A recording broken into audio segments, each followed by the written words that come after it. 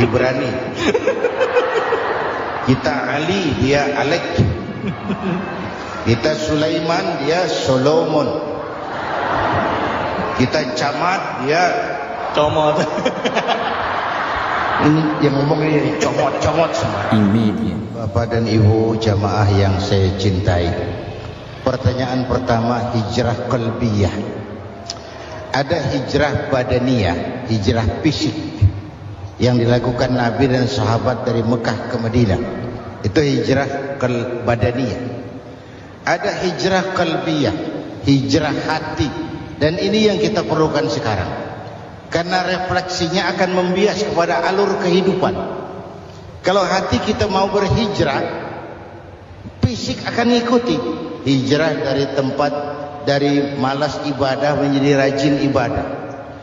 Hijrah dari maksiat kepada yang ma'ruf, dari berpecah belah menjadi bersatu. Hijrah seperti itu yang sangat kita perlukan. Apalagi masyarakat ini paternalistik. Kita harus hijrah mental sekarang ini. Maka yang disampaikan tadi benar. Seorang ketua MK siap mengundurkan diri kalau terbukti anak buahnya terlibat suap. Itu walaupun siap, tapi sudah angin segar buat rakyat. Bahwa masih ada banyak insya Allah pejabat kita yang punya harga diri.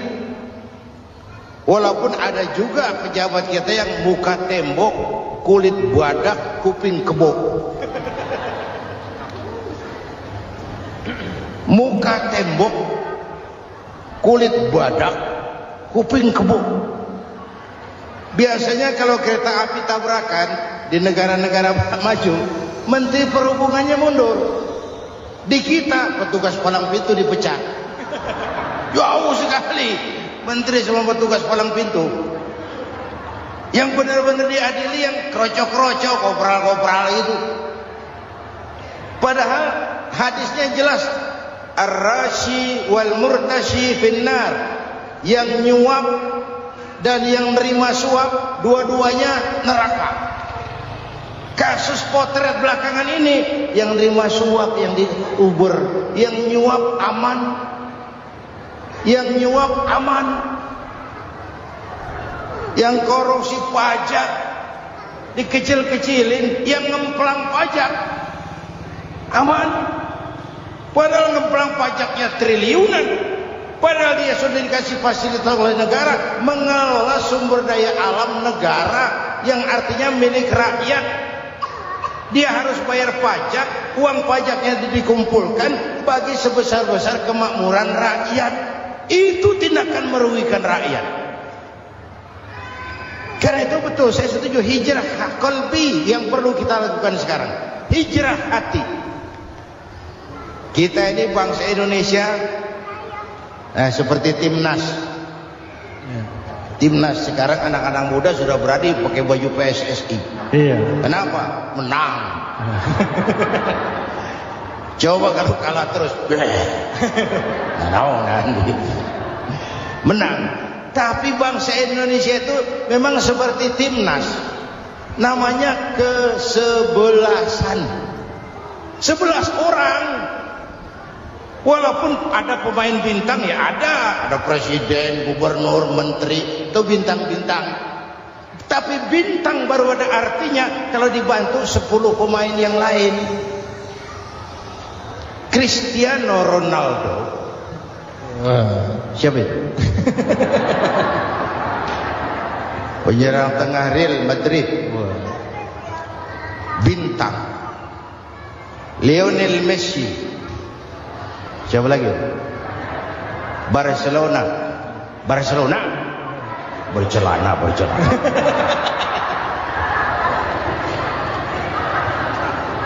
Michael Rooney, bintang Manchester United. Ronaldo baru bintang, Messi baru bintang kalau ada 10 pemain yang lain. Bagaimanapun hebatnya Cristiano Ronaldo, kalau sendirian lawan satu kesebelasan, babak belur.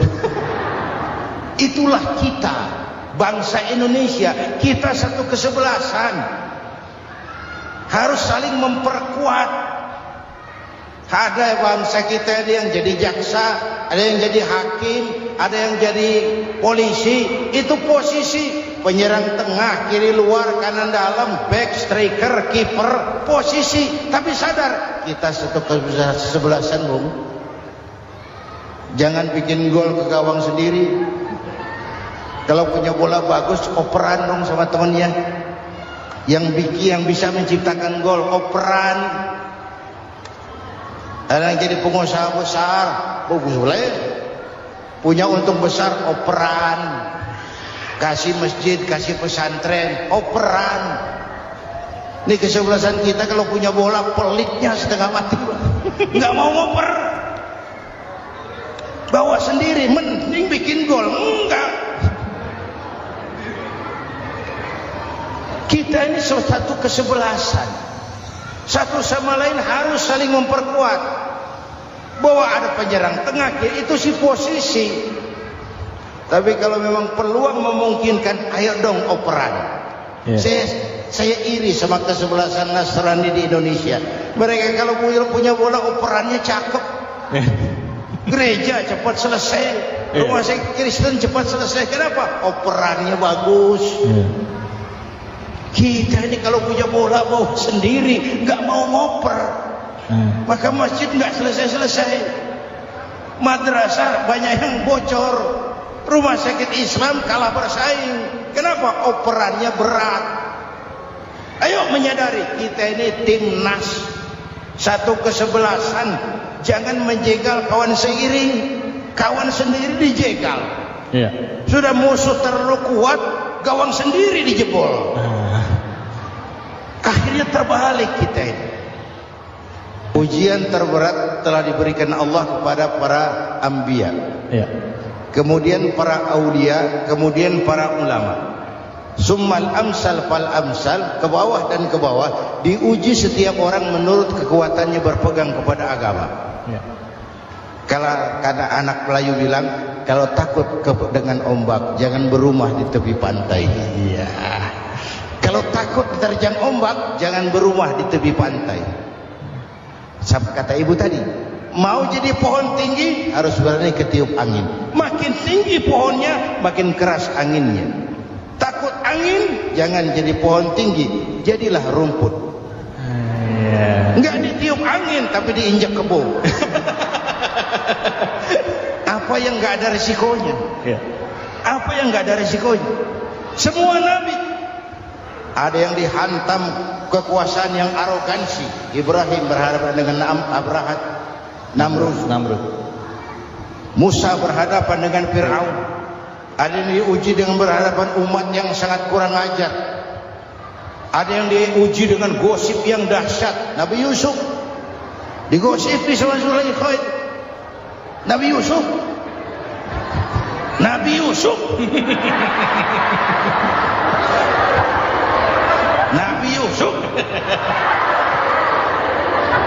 yang namanya gosip itu kan menyebarkan keburukan orang. Kalau benar saja hukumnya ghibah. Kalau salah hukumnya fitnah. Fitnah lebih bahaya dari pembunuhan. Benarnya ghibah, salahnya fitnah. Saudara hadirin yang saya hormati, jadi resiko itu biasa. Tidak ada yang tanpa resiko. Kalau takut ombak, jangan berumah di tepi pantai. Tinggal bagaimana kita menyikapinya. Kalau kita dewasa, ini bagian ibadah saya kurang. Mungkin karena diomongin orang, tambah pahala saya.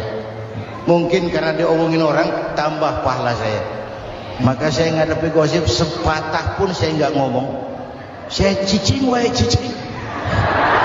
Saya percaya masyarakat itu punya filter. Amin. Saya percaya Tuhan itu nggak tidur. Alhamdulillahirrabbilalamin. Itulah tadi tausiah penuh hikmah, penuh makna yang disampaikan oleh guru kita almarhum Kiai Haji Zainuddin MZ. Tentunya ini sangat bermanfaat sekali untuk kita semua. Sahabat beriman yang dimuliakan Allah, mari kita sama-sama doakan guru kita. Semoga beliau diampuni dosa-dosanya dan dilapangkan kuburnya. Amin ya rabbal alamin. Buat sahabatku semua yang sudah menonton video ini sampai selesai, saya ucapkan banyak terima kasih. Semoga Allah Subhanahu wa Ta'ala senantiasa selalu melimpahkan rahmat dan karunia-Nya kepada sahabatku semua, dimudahkan segala urusannya dan dilancarkan rezekinya. Amin ya Rabbal Alamin. Baiklah sahabatku semua, untuk hari ini cukup sampai di sini dulu. Sampai bertemu lagi di kajian-kajian berikutnya. Wabillahi taufiq wal hidayah wa ridha wal inayah. Assalamualaikum warahmatullahi wabarakatuh. Assalamualaikum warahmatullahi wabarakatuh. Alhamdulillahi rabbil alamin, wassalatu wassalamu ala asyrafil anbiya'i wal mursalin, sayyidina Muhammadin wa ala alihi wa sahbihi ajma'in. Amma ba'du.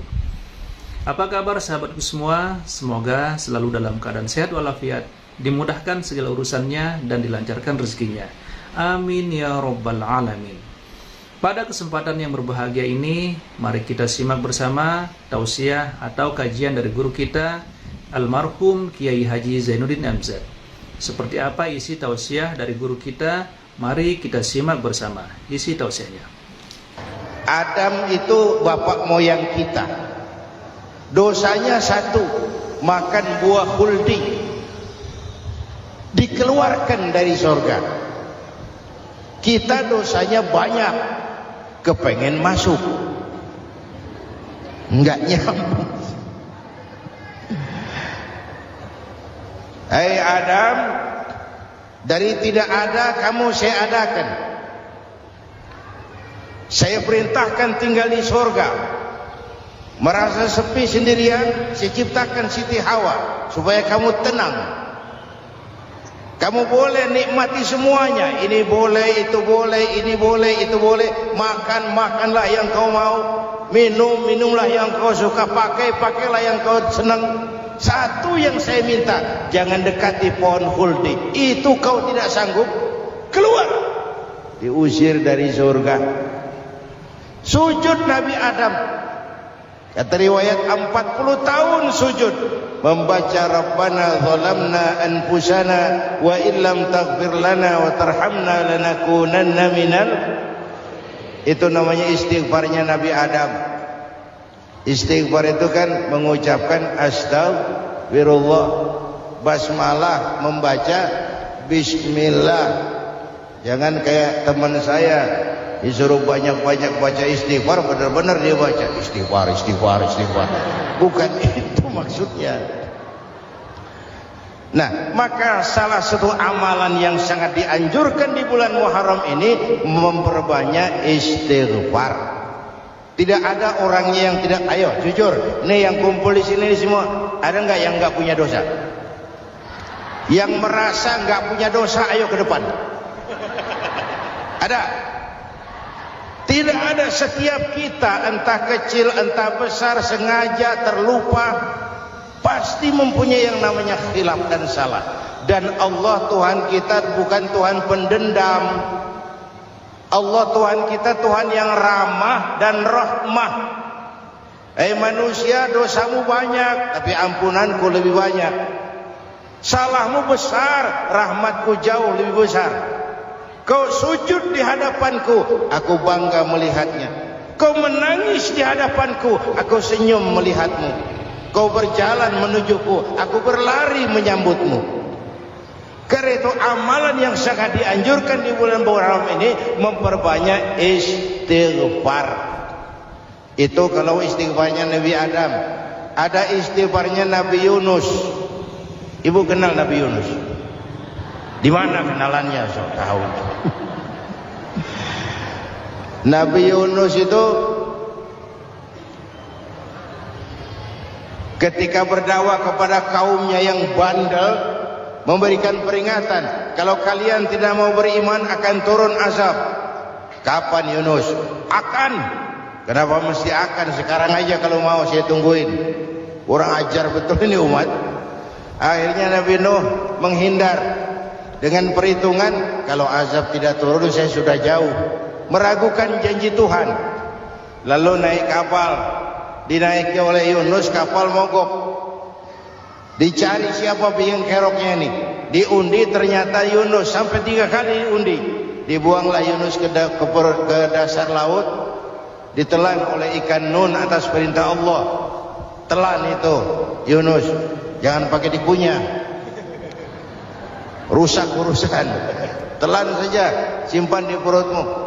Dibawa oleh ikan nun ke dasar lautan. Itu yang oleh Quran dikatakan bertemulah 3 macam kegelapan. Zulumatun salas, gelapnya tengah malam, gelapnya di dasar laut, gelapnya di dalam perut ikan. Itu namanya petang, mbahnya gelap. Di perut ikan itulah Nabi Nuh sadar akan kesalahannya, meragukan janji Allah, meragukan janji Allah. Ia sujud di dalam perut ikan itu, membaca la ilaha illa anta subhanaka inni kuntu. Itu istighfarnya Nabi Yunus. Dibacakan istighfar begitu, ikan sakit perut, Pak. Di dasar laut kemana mau cari apotek?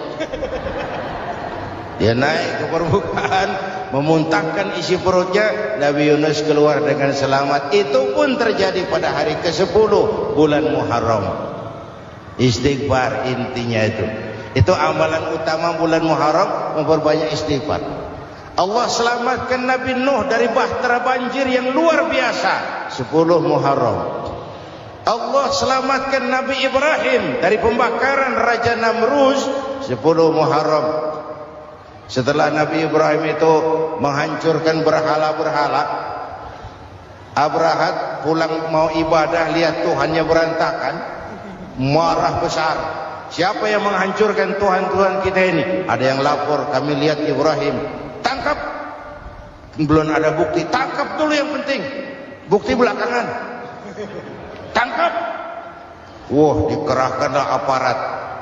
Tangkap Nabi Ibrahim. Disidang langsung oleh Abrahat, oleh Namruz maksud saya. Ibrahim, kau yang menghancurkan berhala-berhala kami ini, Tuhan-Tuhan kami. Siapa bilang? Ada yang lapor. Saya dengar enggak semua berhala itu hancur. Ada yang paling besar, angkat tangan, saya lihat ada kampak di tangannya. Barangkali yang besar itu iseng tuh, yang kecil-kecil dikampakin. Tanya aja sama dia. Kamu gila? Kenapa? Masa kami disuruh nanya berhala? Nggak bisa jawab. Nggak bisa jawab. Lah kenapa disembah? Lebih gila mana sih? Tahu nggak bisa jawab kenapa disembah? Kurang ajar kamu Ibrahim. Bakar. Dibakar. Ketika Ibrahim dilempar ke kobaran api yang menggunung, Allah perintah api, ya naru kuni bardan wa salaman ala Ibrahim. Hai api, dinginlah sampean. Api Madura waktu itu. Hai api, dinginlah sampean, selamatkan Ibrahim. Api tunduk kepada perintah Allah. Ibrahim masuk ke kobaran api, selembar rambut pun tidak terbakar. Kenapa? Apinya tunduk kepada perintah Allah. Kenapa? Karena Ibrahim orang yang takut kepada Allah. Api tunduk kepada perintah Allah. Kalau kita baca ayat itu, masuk ke api, mateng. Sudah hadirin yang saya muliakan, oleh karena itu selamatnya Ibrahim dari pembakaran Raja Namruz itu pun pada 10 Muharram, Yaumul Asyura, hari ke-10 dari bulan Muharram. Bapak Ibu hadirin hadirat yang saya cintai, sebagian kecil tentang Nabi Adam, Nabi Ibrahim dan Nabi Yunus, tapi saya belum menceritakan tentang Nabi Nuh tadi. Mengulang kaji. Nabi Nuh salah seorang rasul yang masuk ulul azmi 5 besar. Karena memang perjuangannya menggambarkan satu usaha yang ulet dan luar biasa. Beliau diberi umur 950 tahun. Lalu berdakwah selama 900 tahun.